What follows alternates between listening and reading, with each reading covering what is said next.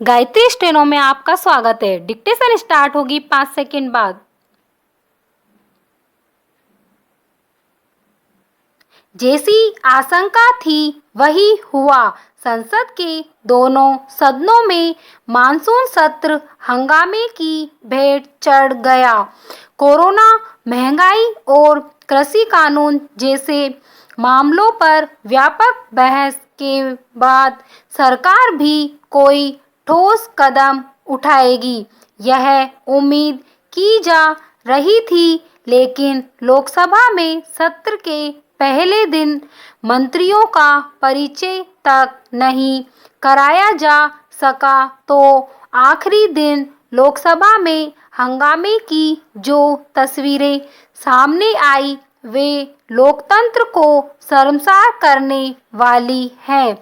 अब तक दोनों सदनों में सत्ता पक्ष और विपक्ष की खींचतान अब सड़क पर आ गई है। पेरा सत्ता पक्ष और विपक्ष दोनों राज्यसभा में उपजे हालात के लिए एक दूसरे को जिम्मेदार भले ही ठहरा रहे हों, लेकिन इस सवाल का जवाब किसी के पास नहीं कि आखिर जनता से जुड़े मसलों पर लोकतंत्र के मंदिर कहे जाने वाले इन सदनों में चर्चा का वक्त हमारे माननीयों के पास क्यों नहीं है।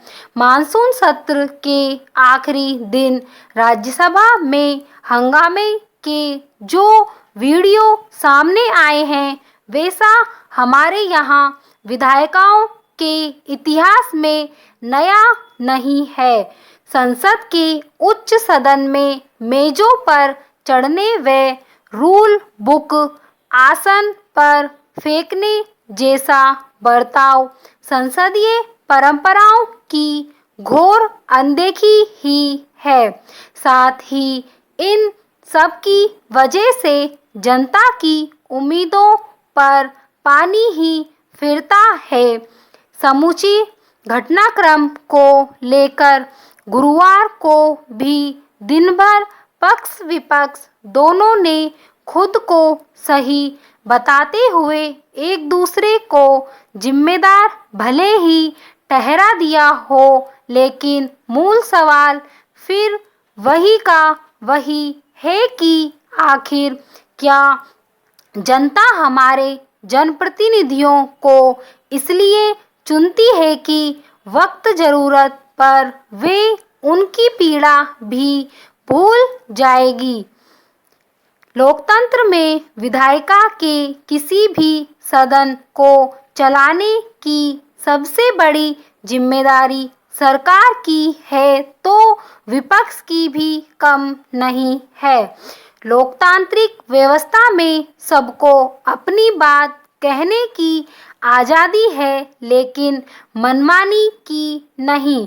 फिर यह चाहे सत्ता पक्ष की हो या फिर विपक्ष की।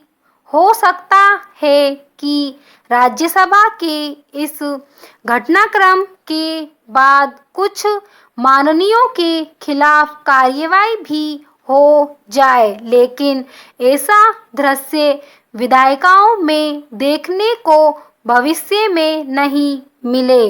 इसकी पुख्ता व्याख्या आखिर क्यों नहीं की जाती। पेरा अब तक के अनुभवों से यही सामने आया है कि कभी सत्ता पक्ष और कभी विपक्ष की हठ धर्मिता ही गतिरोध बढ़ाती है। गतिरोध भी ऐसा जिससे हमारे लोकतंत्र की जड़ें कमजोर होती ही दिखती है। देश की जनता अपना कीमती वोट देकर जिन उम्मीदों से जनप्रतिनिधियों को भेजती है वह भी समय की कीमत नहीं समझ रहे। यह दुर्भाग्यपूर्ण ही है। सदनों की कार्यवाही कहीं भी बाधित हो तो उनकी कीमत भी माननीयों से ही वसूली जानी चाहिए। स्टॉप।